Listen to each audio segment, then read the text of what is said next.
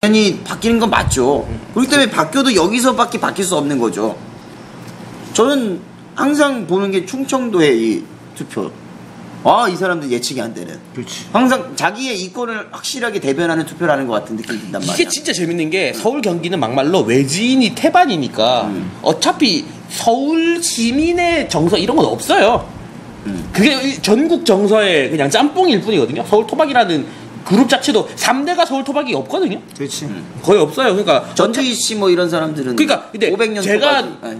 부산은요 선산이 거의 우리 지방 같은 경우 3대가 뭐야 막 쭉 부산 막 이래요. 근데 서울은 그런 사람들이 없단 말이에요. 그러니까 어차피 서울 민심이란 거 없기 때문에 당연한 건데 충청은 토박이가 많을 텐데도 참 정치적으로 계속 바로미터 역할을 해요. 역대쭉 쭉 그래왔어요. 희한해요. 그래서 앞으로 새누리당이 훨씬 더 조급해질 수밖에 없는 게 충청권을 뺏긴 게 인천 경기는 주고받고 할 수 있어요. 근데 충청은 사실은 새누리가 좀 강세라고 봤는데 이거를 뺏겨버렸단 말이에요. 그렇죠. 충청을 싹 다 뺏겼어. 그렇죠. 세종시까지도 세종시가 뺏긴 게 되게 이게 특히 세종시 대전 이 두 개가 엄청 타격이 크죠. 그러니까 충청의 그 심장 코어인데. 근데 세종시는 뭐냐면 공무원들이 지금 1번을 안 찍었다는 거야. 공무원이 안 찍었다는 게 엄청 크죠. 그것도 그렇죠. 공무원이 안 찍었다는 거는 이걸 굉장히 의미하는 바가 시사하는 바가 굉장히 큰 거거든. 공무원들이 등을 돌린 거네요. 그리고 이제 그렇게 지금 강원도는 군인들이 안 찍어주는 거고. 군인들이 왜 주소가 다 강원도냐고 그러면. 그렇지.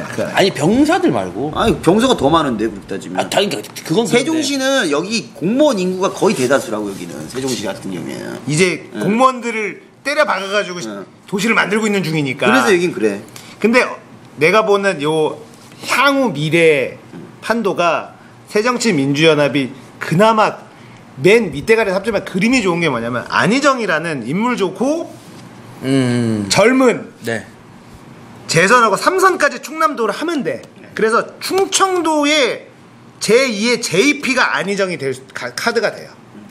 와, 야, 인정을 되게 높게. 충분히 이번에 저는 3선까지 돼야지. 3선까지 되면서 충청도의 어떤 자부심, 아이콘이 되겠네요. 아이콘이 안희정이 된다면 엄청난 카드가 되는 거죠. 근데 와, 안희정을 JP급까지. 왜냐면 지금 충청도를 대표하는 게 그건 그렇죠. JP 빠진 다음에 이인재가 나서고 있으니까 충청 사람이 싫어 이게. 이인재, 심대평, 이해창 이런 순으로 이인재가 좀 건드렸는데. 발을 담그고 있다는 건 좀 건드리긴 했는데 꿀이란 뜻이죠. 무주공산이긴 해요. 네, 무주공산이란 뜻이죠. 그러니까 이미 충청도 사람들은 언제나 지금도 사실 이제 충청도에서 계속 주장하고 있는 게 인구수가 이제 세종시인이 뭐냐 인구수가 늘어나는데 충청도는 네. 국회의원 자릿수가 적어. 되게 단적으로 비교했을 때 대전이 광주보다 인구가 많잖아요. 대전이 광주보다 적어요 국회의원 수가. 그러니까 이거 더 달라라고 하는 거고 이런 것들이 지금 아니니까 충청도가 굉장히 무시당한다.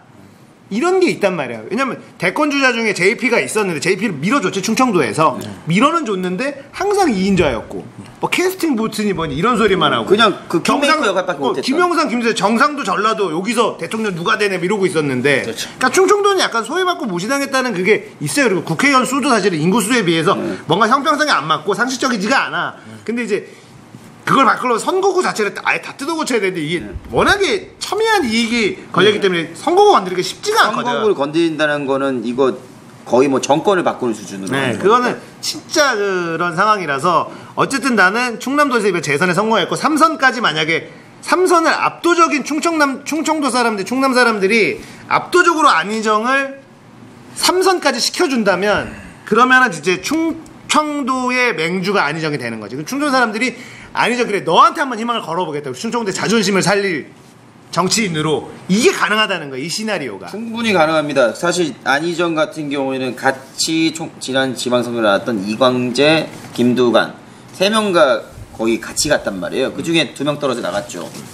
안희정밖에 안 남았어요. 그 3명 중에. 근데 안희정은 초반에 정치자금법 위반으로 감옥을 가면서 이광재가 강원도지사 되고 그 다음에 김두관이 경남도지사 되고 이러면서 승승장구할 때 안희정은 어떻게 보면은 노무현 대통령 총알바지 하면서 물을 먹었어. 안희정은 좀 그 정치자금법 관련했을 때 노무현 정권 초기 때인가 그랬잖아요. 그때라고. 그러니까 거의 총알바지처럼 간 거 하고 왜냐면 이 사람이 안 나타났어요. 그 이후에. 그 맞아 안 나타났어.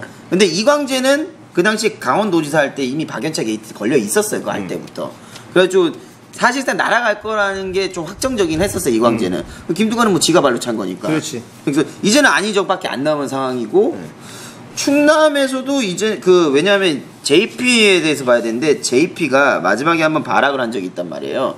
그때 지지난 총선이었단 말이에요. 2004년 총선 때였는데 그때 JP가 마지막으로 나왔을 때 그때 충청도는 JP를 밀어주지 않았습니다. 넌 이제 꺼져라 이거였거든요. 지쳤지? 네. 충청도 사람들도 지쳤지. 그 이후로 지금 10년이 지났거든요. 이제는 안희정한테는 너라면 너로 정했다 이런 느낌이에요. 이제는 지금은 JP는 10년 전에 매몰차게 버렸던 충청도 사람들이 이제는 안희정한테. 그러니까 요게 나는 그렇게 되면은 안희정이 또 어떻게 생각하냐면 이기는 싸움을 하고 싶어하는 정치인이에요. 최대한 현실적으로 타협할 건 타협하고 그런 것 때문에 이제 아예 진보 쪽으로 생각해서 안희정에 대해서 실망하는 사람이 되게 많아. 근데 보수표가 필요하다고 보수 정책도 써. 안희정은.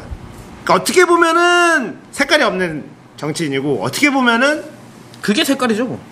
그런 식으로 가기 때문에 아마 충청권에 이렇게 한 3선까지 다음 지방선거에서 안희정이 욕심 안 내고 충남도 한 번 더 해야 돼. 아직 젊으니까. 아, 더 해야죠. 해서 3선까지 해서 3선 할 때는 거의 한 60% 이상의 득표율. 70% 가까이 가는 득표율을 만약 얻어서 3선에 당선이 되는 순간 대권 주자급이 확대죠. 그러니까 새정치 입장에서는 차기는 제가 볼 때는 그래도 아직 안철수 문재인으로 가고요. 차기는 차차기 정도 이제 안희정 박원순이 경쟁을 하는. 그동안 내가 정치 구경한 결과로 차차기 예측하는 건 아무 의미가 없다. 그건 그렇지만 대충 얘네들이 왜냐면 권력에 혹하면 그냥 뛰쳐나오니까. 그렇지. 그렇게 하는데 내 그 생각에 봤을 때는 다 차기는 문재인 안철수. 왜냐면 차차기는 안희정 특정 박원순. 대통령을 딱 놓고요. 그 저전을 부터 얘가 차차기 대통령일 것 같다고 예측이 안 돼요. 그러니까 김대중이 당선된 시점에서 차차기에 이명박이 대통령이 됐는데 그림이 안 나오잖아요. 아니 뭐 근데 요 새정치민주연합에서는 차차기 그림이 그려질 정도로 인물이 있는 거야. 이 안에 사실 김부겸도 있고 여러 약간 신선한 인물들이 존재해. 그러니까 언제든지 튀어나올 수 있는 좀 약간 경쟁력이 있는 가능성 있는 사람들이 보이는데 이게 새누리당에서 그게 안 보이는 게 이제 새누리당의 가장 큰 문제라는 거죠. 이번 대선에서는 외부 수혈을 할 반기문이 아마 오케이를 안 할 가능성이 좀 있다고 보고. 반기문 안 오면은 사실 이게 힘든 싸움이 될. 포장은 할 수 있거든. 그러니까 정치적으로 탈탈 걸레가 되지 않는 사람을 수혈을 해서. 지금 새정치민주연합에서는 안철수, 문재인, 박원순 이 세 명이서 이제 할 거는 박원순이 이제 한다 안 한다 이제 결정을 할 거고 안 한다라고 하면은 오히려 박원순의 인기는 더 높아질 거라고 보고 올라가죠. 올라갈 거라고 보고. 근데 정치하는 사람들 항상 이렇게 하거든. 국민의 부름을 받아 뭐 이런 식으로 또 아전인수격 해석을 한단 말이야. 근데 어쨌든 이 세 명이 초반에 하마평에 오르는 것만으로도 그림이 나온다고. 시너지가 나온다고. 누가 가장 경쟁력 있느냐 하면서 여론조사 막 때릴 거고. 엄청 흥행하죠. 자체가. 뭐 할 거면서 막 이렇게 하는데 본선보다 예선이 어려웠어요. 뭐 이런 느낌이 날 수도 있고. 근데 새누리당에서는 그렇게 나올 게 뭐 김무성, 서청원 이게 대권 후보는 아니란 말이야. 김무성, 김문수, 이재호. 남경필이 너무 세네. 남경필은 근데 이번에 나오기 빡세지. 남경필은 내가 봤을 때는 똑똑한 사람이라고 보기 때문에 경기도 한 번 먹었으면 두 번은 먹고 그쵸. 할 거야. 네. 여기도 안 나오려고 하다가 그렇죠. 간 보다가 나온 건데 고생을 좀 했단 말이야. 네. 두 번은 해야 경기도지사를 2선은 해야 그 다음에 대권 주자가 되지. 근데 그것도 모르지. 만약에 여기에서 겁나 강력한 카드를 경기도시에서 내밀면 남경필이 아니 지금 대선 딸피가 딱 보이면은 이게 안 보여요. 당연하지. 근데 남경필이 이번에 경기도지사 나올 때 봐봐요. 그렇게 간 보다가 여론조사 이길 것 같은 게 나오는 거 봐봐요. 대권도 이렇게 쓱 보고 경선하면 여론조사 보는 거야. 김문수, 이재호 애들이 영 힘 못 쓴다. 근데 왜냐면 나오는 거지. 남경필 카드가 새누리당 입장에서는 대권 후보로 밀어주기 불안한 게 새누리당은 기본적으로 노인들 표가 압도적으로 와줘야 돼. 네. 근데 남경필 너무 어려 보인단 말이야. 그래서 노인들 불안해할 수가 있어. 근데 뭐 또 정치 완전 선수들인데 포장 잘 하겠죠. 이제는 젊은 피 필요하다 이러면서. 내가 볼 때는 요거 남경필 파드 꺼내면은 그걸 원희룡이 묵니다. 그래서 원희룡이 뛰쳐나오는 거야. 내가 원인을 갑자기 야 예. 남경필 나 한번 나가볼게 원인을 묻는 거예요. 어쨌든 만약 남경필이 대선 후보에 나온다 하더라도 경선에서 파트너 시너지를 낼 만한 사람들이 너무 김문수, 남경필 뭐 이렇게 싸우는 거랑 안철수, 문재인, 박원순 이렇게 싸우는 거랑 흥행 자체가 너무 달라도 잽이 안 다른 되죠. 거지. 근데 지금 그 새정치 경선은요 새누리 입장에서 뭔 짓을 해도 못 이기는 경선 흥행이에요. 아 그러니까 이게 지금 새누리가 지금 인물 아니야. 인물이 지금 없어. 인물 아니 나야죠. 인물이 새누리에 가면 안 되지. 그 자체가 인물이 아니지. 아니 뭐 그게 당연한 말인데 당연한 말인데. 진짜. 근데 또 이번 730 재보궐이나 다음 총선 때 또 어떻게 떠오를지는 한번 봐야 될 것 같은데. 이번 재보궐 지금 내가 보니까 재보궐도 문제야 지금 새누리는. 아니 재보궐도 흥행 카드가 새정치민주연은 훨씬 많아. 그렇더라 그 근데. 손학규 나오지 뭐. 손학규가 손학규가 일단은 나와요? 손학규 나온다는 말이 많아. 손학규 지금 송파을? 아니 동작으로 나올 수도 있고 동작이 가장 빅매치가 될 수 있어요. 이게 웃긴 게 이정현 홍보수석이 네. 책임을 지고 사퇴하겠다 그래도 동작을 준비해. 이게 뭘 사퇴야. 사태가 아니죠. 사퇴가 아니지. 근데 그 대리 싸움 아니에요 그렇게 되면은 막 이정현 홍보수는 당연히 박근혜 정권의 거의 뭐 왼팔급인데 거의 뭐 중간 투표 느낌. 뭐 김기춘 다음이다 뭐 이런 건 말도 있었으니까. 그러니까 무슨 책임을 지고 뭐 사퇴하겠다가 아니라 나 국회의원 재보궐 하려고 사퇴하는. 나 국회의원 하고 막 종로나 이런 데로 이사 가려고요. 종로는 투표 많이 재밌잖아. 할 거예요. 투표 많이 하잖아. 종로가 투표가 재밌어요. 예. 종로 지금 누구지? 종로 지금 정세균. 아 그래? 그 지역구도 재밌고요. 그것도 저기 지자체도 재밌고. 종로가 그 전에 외자의 박진이가 무슨 박진. 걔가 한 2선인가 있었는데. 재선했었고요 박진이. 종로가 그래 인구 스펙트럼도요. 예를 들면 저희가 있는 구로 같은 경우는 구로공단 때문에 좀 젊은 IT 뭐 이런 쪽 인력이 많아요. 저 이제 투표 성향이 그런데 종로는 스펙트럼이 넓어요. 별의별 새끼가 다 있거든. 종로가 근데 인구가 적어가지고 그런데. 뭐 그것도 그런데. 거기가 재밌는 게 박진이 원래 종로에 나왔을 때 그때가 탄핵 전국 때였거든요. 처음 나왔을 때가. 그때 누구를 이겼냐면 김홍신을 이겼어요 박진이. 근데 그 다음에 이제 유리한 싸움에서 손학규를 이겼어요. 그리고 딱 그만두고 박진. 저 이제 불출마합니다. 간보가 안 될 것 같으니까요. 아 불출마해가지고 안 불출마해서 그 당시에 정세균이랑 홍사덕이 싸웠어요. 730 재밌겠다. 그래서 정세균이 동작으로 나온다고요? 동작이 아마 정몽준이 빠진 이 동작이 네. 어떻게 보면 동작이 서울에서 대표적인 약간 중산층들이 사는 동네거든. 그렇죠. 사당 이런 데는 중산층 상징이죠, 막. 그러니까 아주 부자도 아주 그 아파트 단지들이 많아서 아주 가난한 동네도 아니야. 네. 그러니까 중간급쯤 되는 중산층 딱 중산층이 맞아요. 네. 근데 거기에 정몽준이 빠진 자리가 되면서 거기서 거물급들이 갑자기 이제 거기서 붙을. 약간 양천구 목동 느낌 나지 않나요? 요즘 동작이? 목동보다는 목동이 좀 더 잘 살지. 목동이 좀 더 낫고요. 목동이 집값은 훨씬 비싸지. 근데 동작은 좀 떠오르고 있고 이런 상태니까. 동작 또 학원가도 있잖아요. 사당이 워낙 근데 좀 목동은 엄청 비싸지. 너무 비싸요? 알겠습니다. 목동은 진짜. 사당이 요즘 엄청 뜬다 그러던데 그냥. 에이 그래봤자 사당도 그렇지. 목동은 떠봤자 피어라 뭐 이런. 여기가 기원은 아니라고 그래도. 여기가 여기 천만 건너면 목동이란 말이야. 안양천, 예. 도림천 요것만 건너면 목동이야. 요 차이가 집값이 어마어마해. 신도림도 여기 비싼 데는 비싸잖아요. 비싼 데도 안 비싼 데가 어디 있어? 그건 그래. 세상에. 여기 비싸. 여기도 비싸. 어느 동네나 비싼 그러니까 아파트는 있어요. 여기가 신도림동은 네. 구로구 신도림동은 동작에서 그 동작 고 전체는 비스무리할 거야. 신도림동 저 약간 저기 왜? 이 약간 구로구가 동작하고 좀 다른 게 뭐냐면 구로구에는 대림동이 있어. 중국인들이 많이 사는 대림동 집값이 엄청 싸. 되게 철저한 그 뭐랄까 계급 분화 지역. 오리동도 있잖아요. 그러니까 오리동이 약간 그 구로에서 좀 싼 편. 네. 근데 대림으로가 많이 싸지고. 많이 싼 편. 신도림동은 좀 비싸. 비싼 편. 신도림동은 비싸. 신도림역에서 이제 저쪽 저쪽. 동네는 꽤 잘 살죠. 거기는 진짜 비싸. 꽤 잘 살아요. 대림도 영등포라는데. 대림이 구로구 아니야? 영등포라는데. 영등포야? 구로구 아니라고? 영등포 대림동 아니야? 구로구 대림동 아니야? 구로구 대림동인가? 그쪽으로 더 가서 구로 디지털 단지까지 싹. 아니 근데 뭐 영등포도 어쨌든 구로로 붙어있긴 가깝긴 해. 대림동 중국이라는데. 대림동 중국이라고? 아니야 그린 게임장 있단 말이야. 철권의 성지라고. 그래. 영등포 대림동이야? 영등포 구로구는 어디까지지? 엄청 구로구 크긴 엄청 큰데? 구로구 기억자잖아요 이렇게.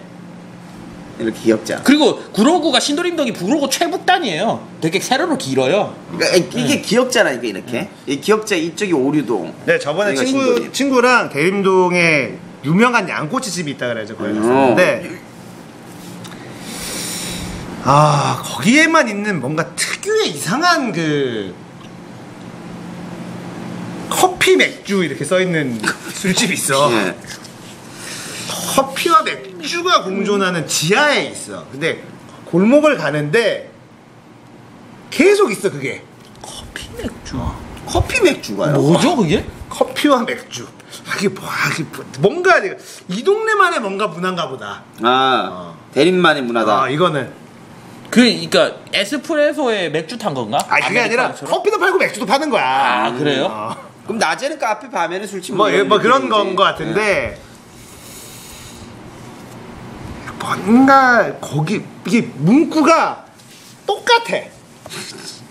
한자 아니에요? 그러니까 약간 방송집 같은 이런 그런 싸구려 술집 같은 느낌인데 뭔가 문구가 똑같고 여기만의 뭔가 문화가 있을 것 같아. 여기만의 룰과 이런 게. 가보셨어요? 못 가봤지. 내가 아직 도달하지 못한 경험하지 못한. 미답의 세계. 거기는 못 가봤어. 가봤으면 이런 얘기 안 하죠. 궁금하니까 이거는 궁금하니까. 궁금을 근데 하니까. 웬만한 데는 다 가봤는데 그 동네 요가는 못 가본 거야. 웬만한 데 다 가봤는데. 웬만한 데는 다 가봤는데 궁금은 하네요 근데. 궁금하긴 해 진짜. 그래 궁금하잖아 그래. 그 동네 룰은 뭘까? 그러니까 여기만의 뭐 문화가 있을 거 아니에요. 그러니까 기본이 뭐가 나오나? 뭐 이런 거. 대림동은 과연 갔을 때 술은 뭘 마시고 안주는 뭘 줄 것이며 여기 서비스는 그렇지. 어떤 것인가. 그러니까 그런 거 있잖아 동네마다. 요래하면 무개념 이런 거 있잖아요. 그러니까 예를 들면 술집 가서 안주를 안 시키면 무개념이잖아요. 뭐 대표적으로. 아무튼 그런 식의 어떤 무개념이 또 있을 텐데 동네마다. 그런 게 있었다는 거고. 별건 아니야. 중요한 건 아니고. 중요하지 않죠. 무슨 얘기가 될까였지? 아무튼 예. 향후 새누리당은 고민을 많이 해야 되고. 많이 해야 되죠. 근데 지금 이게 또 정치인들이 자기 주제를 모르고 이게 착각하는 사람들이 워낙에 많잖아. 원희룡 아마 착각할 겁니다 자기가. 100% 착각한다 다짐해요. 그래? 예. 지금 당권을 도전한 김무성 차기 대통령 될 수 있을 거라 생각하고 있을 거예요. 당권 다음에 김무성이요? 당권 다음에 대권 간다 생각하죠. 지금 새누리당의 파워가 너무 세. 김무성이 최고 지금 거지. 너무 근데 세니까. 이게 대통령 차라리요. 박근혜 대통령 하면 그러니까 입에는 붙어요. 각은 나와요. 그래, 우리나라 뭐 박근혜 대통령 시켜주겠지. 김무성 뭐 원희룡 뒤에 대통령을 붙여보면 각이 안 나오는 거예요. 그 김무성이 대중적이지 못해서 그래요 그게. 그러니까 어쨌든 간에 대권 싸움이 붙으면 김무성도 분명히 도전을 하지 않을까. 그러면서 이렇게 되면 결국 새누리당은 국민들이 봤을 때는 대중적이지 못한 후보들이 자기네들 사이에선 유명한데 그렇죠. 정치인들 사이에는 유명하고 힘세고 뭐 이런데 그럼 결국 경선은 확실히 흥행 실패하고. 그리고 사실 그 대권은 후보 경쟁력이 있어야 되거든. 대권은. 왜냐 후보빨로 사실 그러니까 가는 총선, 지방선거 이런 건 결국엔 당빨이 엄청 세긴 한데요. 결국엔 대권은 후보 경쟁력이라고. 그럼 김무성, 김문수, 이재호 아는 사람은 알겠지 이 사람이 어떤 사람이든. 근데 아무것도 모르는 대중의 입장에서 봤을 때는 뭐지? 약간 듣보잡이지. 그렇죠. 듣보잖아요. 그냥 유명한 안철수, 문재인한테 갈 수밖에 없는 게 현실이라고요. 박원순. 이렇게. 박원순 유명하니까. 차라리 정몽준이 대중적이지. 오히려 차라리. 정몽준이 더 대중적이긴 하지. 그렇지. 근데 그 대중의 카드를 대권으로 쓰려고 서울시장에 붙였는데 왜냐면 그렇죠. 합리적이었어요 그때까지는. 여론조사 해보니까 여론조사 될것 같거든요. 될것 또 이게. 같거든. 아들이랑 마누라 하지 말라는데 아들이 하지 말라고 아들도 하지 말라고 해서 마누라도 하지 말라는데 자기도 나 안 해요라고 했어. 그것도. 자기도 나 안 해요라는 걸 했다고. 그래도 지금 우리 서울 시민들이 그 서울 핵무장도 막아냈고. 잘 막아냈어. 네, 막아냈죠. 뭐. 그래. 아들이 하지마, 마누라도 하지마. 근데 그래 나도 안 할게. 이런 게 좀 됐었지. 근데 TV 토론에서 너무 실망을 줘서. 이번 선거 사실 좀 약간 키워드가 자식 농사잖아요. 맞아. 네. 조이현 보면은 캔디고 고승동. 정몽준 아들. 네. 박원순도 그렇고 박원순이래. 정몽준도 그렇고 자식 농사가 결국 투표를 아니, 갈라서 고승덕이 특히나 그런 게 그치. 얘는 이틀인가 3일 만에 그게 확 뛰잖아요. 그것도 막판에. 예. 예. 근데 나는 조희연이 진짜 네. 문용린하고 고승 둘이서 막 싸움 붙었잖아. 어부지리의 대표. 근데 어부지리도 똑똑해야 어부지리였지. 여기서 만약에 조희연이 네. 같이 얘네 둘을 싸잡아 공격하거나 이렇게 했으면 또 약간 어차피 지지율도 떨어지는데 쟤도 똑같은 놈이거든. 근데 이걸 참았어. 이거 진짜 선거판에 참기 진짜 힘들거든. 대응이 굉장히 어차피 신사적이었다. 기자들이 여기까지 마이크 대고 있단 말이에요. 내가 이 정말 주댕이만 열면 되거든. 이거를 진짜 참았다는 게 대응이 굉장히 좋았어요. 그렇지. 가장 현명한 판단을 한 거지. 현명한 거 알지만 못하는 것들이거든요. 그 그런 이거 것들. 거기다 선거판에 하루 이틀 해놓으면은 이게 권력욕에 빠진 사람은 이걸 절대 놓칠 수가 없어. 이걸 어떻게 그거를 어떻게 참어? 이 권력에 빠진 사람이 고승덕 봐요. 막판에 여기 야 이거 하니까요. 아, 막 몇 나중에 되니까 자기가 패닉이 된 거예요. 이제. 그러니까. 그냥 여론조사를 못 한다고 해도 이 후보들은 여론조사 비슷한 거 돌린단 말이에요. 아니 그거를. 여론조사를 어. 발표를 못 하는 거지 안 하는 게 아니에요. 아, 예. 그 기간에도 에비메탈. 에비메탈. 그 기간에도 알 수 있어. 그러니까 희대의 그 명작이- 며칠 사이에 어떻게 여론이 왔다 갔다 하는지를 알 수 있단 말이에요. 제가 총선 때 선거 캠프 있어봤잖아요. 그러니까 보면은 이 보면 이제 맛이 간 거야 이제. 야 내가 내가 진다고 진짜? 뭐 할까? 뭐라도 할까? 그러다 이거 한 거야 그냥 이렇게. 근데 그렇게 뜬금없잖아, 근데. 생각을 해서 한 게 어. 아니라 나온 대로 씹은 것 같은데. 아니 뭐라도 네. 할까 했는데 타이밍을 놓쳤어요. 왜냐면 이게 타이밍이 안 맞는 게 이게 물 흐르듯이 간 게 아니라 고승덕은 생각이 이거는 해야 돼. 언제까지 해야 돼? 미안하다. 이걸 해야 되는데 아무 생각 전문을 봤을 때 어씨 이게 안 아니 나오는데. 딸한테 미안한 거 딸한테 사과를 해야지. 왜 그거를 연설해서 이거래? 그러니까 이 놓친 거야 이거를 타이밍을. 에비메탈하고 그래. 미안하다 씨. 자식 진짜 고승덕. 진짜 그러니까 사람이 진짜 정치하면 얼마나 추해지는지 좀. 그러니까 이번 선거를 통해서 우리가 확실하게 정체를 파악한 사람이 둘이 있다면 고승덕과 정몽준이에요. 네. 정몽준은 대통령감이 아니다. 그러니까 그렇죠. 뭐 다른 정치 하는 것까지는 모르겠는데 대통령감으로는 많이 부족하다라는 거 우리가 사실 실제로 눈으로 좀 확인을 했고 고승덕은 뭘 해도 아니다. 네. 쟤 변호사나 그냥 잘 먹고 잘 사는 거 관심 없지만 고승덕은 그냥 고승덕은 이제 변호사 수임조차 저는 이제 힘들어지게 이제 다시 그거 가야지 가용석한테